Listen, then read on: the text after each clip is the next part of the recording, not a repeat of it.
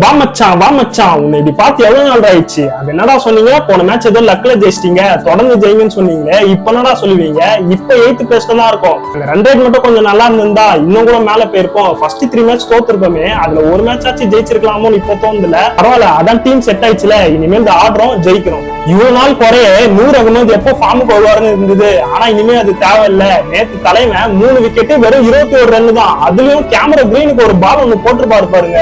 நேத்து CSK batters எல்லாருமே அவங்க கான்ட்ரிபியூஷனை கொடுத்திருந்தாங்க, எக்ஸப்ட் ருத்ராஜ். பவர் பிளே ஏன் தடவராருன்னு தெரியல.